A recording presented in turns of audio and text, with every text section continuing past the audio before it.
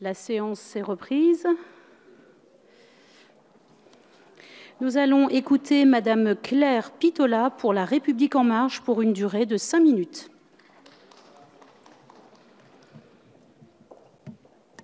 Merci Madame la Présidente. Monsieur le Ministre, Madame la Présidente de la Commission, chers collègues, jusqu'ici, que ce soit à l'Assemblée ou au Sénat, les débats autour du projet de loi de financement de la sécurité sociale pour 2018 se sont très essentiellement cristallisés sur la hausse de la CSG et ses effets de bord, au point d'occulter tant la philosophie d'ensemble de cette mesure en particulier que l'esprit général du PLFSS. Je ne reviendrai pas ici sur les gains de pouvoir d'achat pour une très grande majorité de nos concitoyens, précisément liés à la suppression des cotisations maladie et assurance chômage.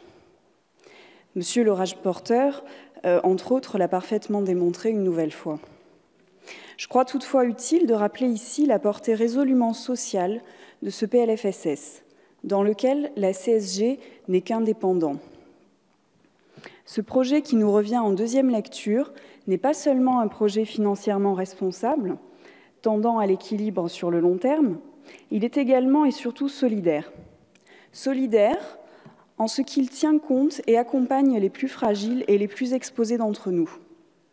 Le relèvement des minimums vieillesse et la création de 2000 places en établissements accueillant des personnes handicapées, à mettre en lumière avec la hausse de l'allocation adulte handicapé portée en PLF, en sont des exemples parmi d'autres.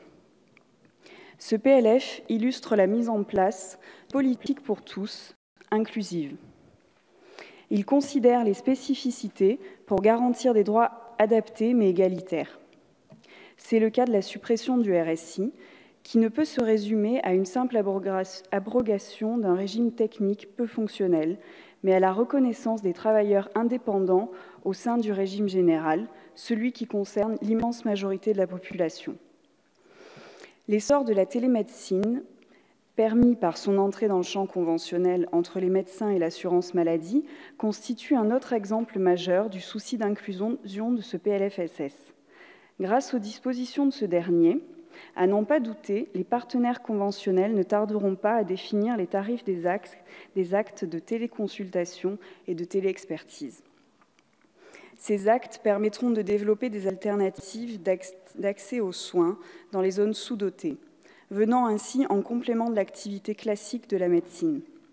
Sur la base de tarifs raisonnés, ces nouvelles voies seront gages de résorption des inégalités financières d'accès aux soins.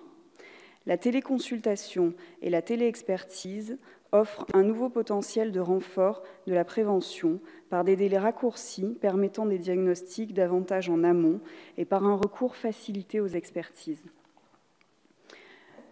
Ce PLFSS est enfin un gage de confiance dans les acteurs de la santé à porter les innovations et les transformations nécessaires de notre système de santé par la création d'un cadre facilitateur d'expérimentation.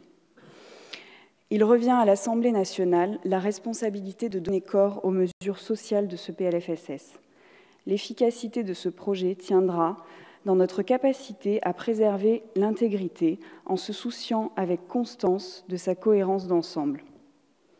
Il convient en outre de ne pas perdre de vue que ce premier PLFSS de notre législature est à considérer au regard des prochains PLFSS à venir, augurant d'une refondation en profondeur de notre politique de santé à l'égard de tous, notamment en matière de prévention. Enfin, qu'il me soit permis de terminer mon intervention par un hommage à Françoise Héritier, ethnologue et anthropologue décédée le 15 novembre dernier. Elle s'est notamment illustrée par un engagement résolu pour la santé dans les milieux pénitentiaires. Elle avait la volonté que ces recherches aient une finalité concrète dans nos vies.